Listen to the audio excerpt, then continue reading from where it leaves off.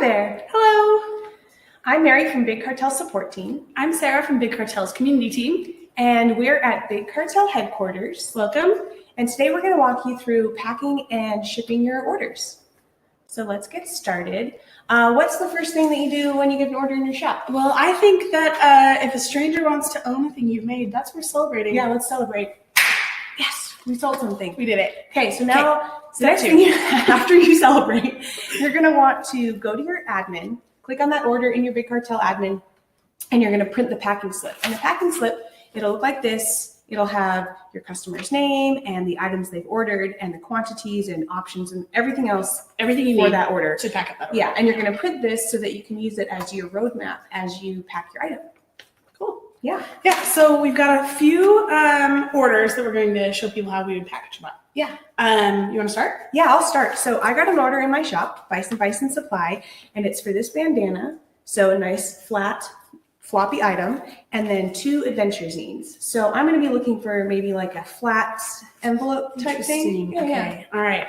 I've got some stuff from my shop, City of Industry. I've got a pin set, some pencils, a patch, and then these metal cups.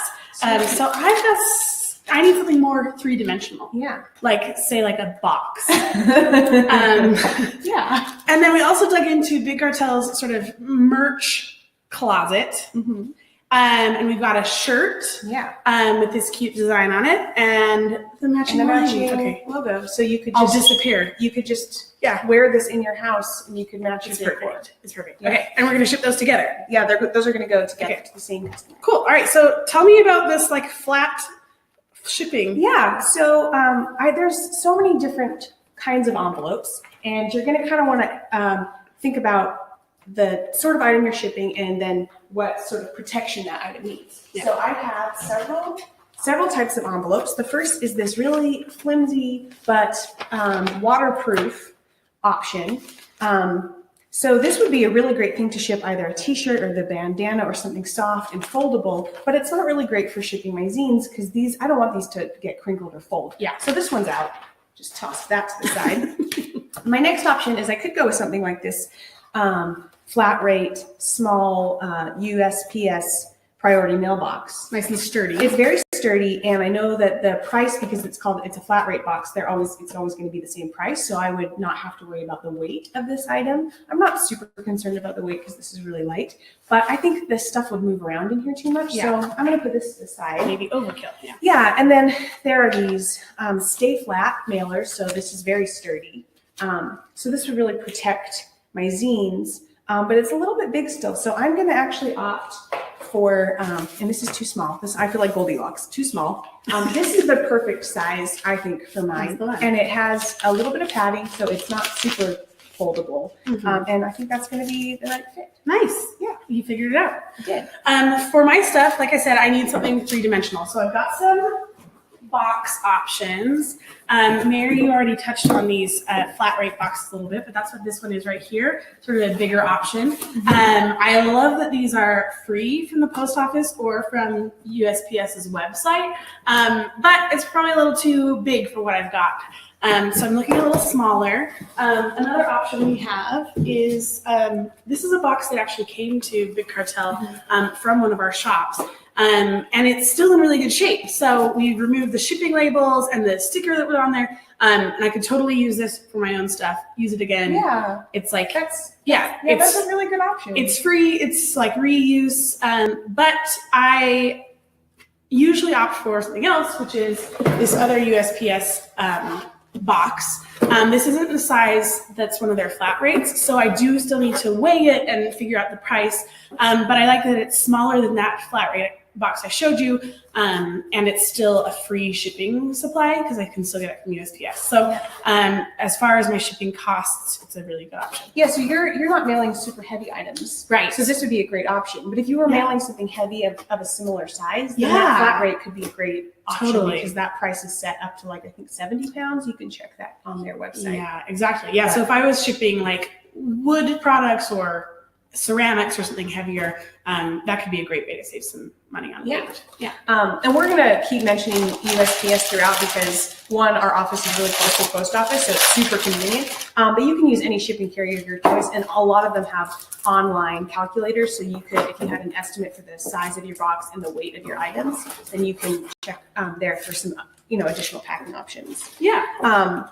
Great. And then for these last two, that vinyl envelope that Mary showed would be great for this shirt because it's going to protect it from wet water, whatever, I don't know. But it wouldn't work great for the wall hanging because it has that wooden dowel in it. So I need something a little longer, a little better for that. So I think what I'm going to do is I'm going to have this shirt inside the wall hanging, and then I'm just going to roll the whole thing. Yeah. Then it's going to be a perfect cylinder to go in a mailing tube. So that's my plan for this one. Cool. So now that we've got our boxes picked out and we have the items that we know they're going to fit, our next thing is so we're going to talk about the 3 Ps. We had our packages picked out, and the next thing we want to do is make sure that all the items are protected. And there's lots of different elements to protecting an item. None of my items are like really delicate. They're not going to get scratched. But if they were, I could use something like this tiny bubble wrap, which is really, it's not necessarily going to protect something from a big impact or keep things from bouncing around, but it could maybe protect it from surface scratches and other things like that. So that could be a good option. Yeah. And that's one thing nice about your envelope. Is It comes with that. Yeah, I've got that built in. Yeah. So awesome. I'm using that. Yeah. So for this box that I have, the cups I showed you already come wrapped in paper, so I don't need to worry about those getting scratched. And my other stuff isn't really fragile, but the biggest concern really is that the cups can sort of roll around in that box right now. So I just need something to fill that space so that everything sort of stays put. And for something like that, you've got a lot of options, right? Reuse wise, thank you. Yeah. These are things, again, that have like come in packages to Big Cartel HQ, and we just hold on to because we can easily reuse them. These are all sort of called like void fillers because their whole job is to do exactly what I need, just to fill that extra space. So I could use these bubble options. Those are great and don't add a lot of weight.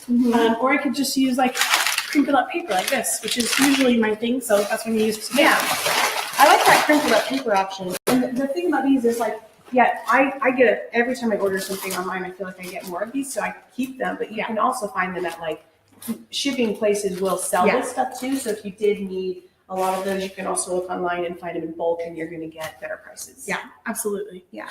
And then if you want to do something that shows a little bit more of your personality, there are also options for doing something like that. Like for example, for this rolled item, the only thing I'm really worried about, I'm not worried about it shifting around a lot or being fragile, but I am worried about this like super white felt picking up dirt and ending up looking sort of dingy. So what I want to do is just protect that, and I'm going to use some tissue paper. And this is kind of cute. It's printed with the Big Cartel logo, so it's a little bit of branding to keep everything sort of matching and consistent. But doesn't take up a lot of space and isn't super expensive. And that really leads into our 3rd P, which is personalize. So we have package, protect, and now personalize.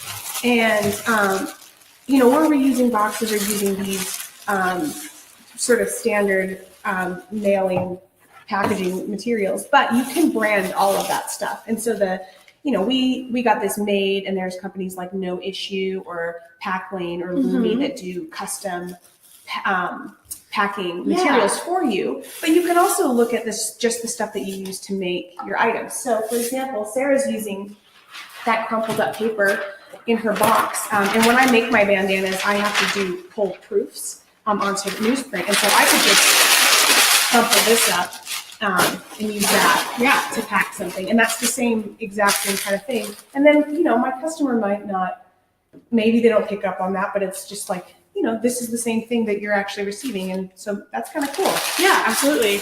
And you can also do things like I have some things here that aren't actually like custom made, like either Mary's sort of side products of her stuff or that custom tissue paper, but still show a little bit about what my personality is, right? Like I've got these like circusy tickets that sort of give like a fun, colorful, like party carnival vibe.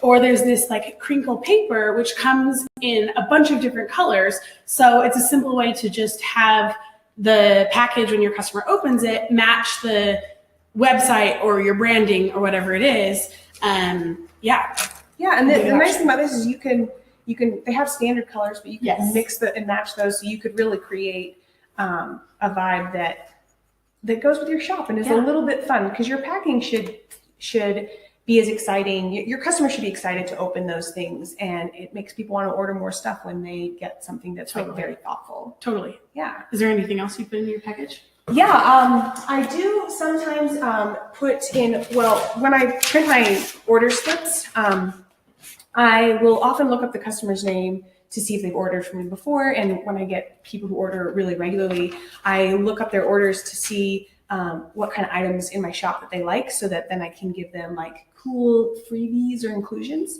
So this person likes adventure stuff and camping stuff. So I'm going to give them a little desktop campfire, just throwing that in for free, and then a little temporary tattoo so they can bedazzle their body while they're out in nature. Why not? Yeah. And then I would also, I usually include the packing slip in the back package, and I usually write a little thank you on here. So like, thank you, Mary, so that they know that a real person packed this order and noticed their name and, appreciated them. So I would write something on here, fold it up and put it in the box. And then I usually include a little bag of confetti. I might include this like postcard, which has a photo of some products on one side and then some info about my business on the other. And then that's ready to go. Yeah. So then once you pack your order, the only thing you have left to do is actually put a label on it and ship it. Because we have the package, it's protected, we've personalized it. And I'm going to talk about sort of the low tech option for doing that, because I use the low tech option. I walk by a post office every day on my way here. So I would just write my customer's name and my return address, and I have a stamp that I made that has my logo on it, so I can just customize my envelope by just stamping all over it with my logo if I want.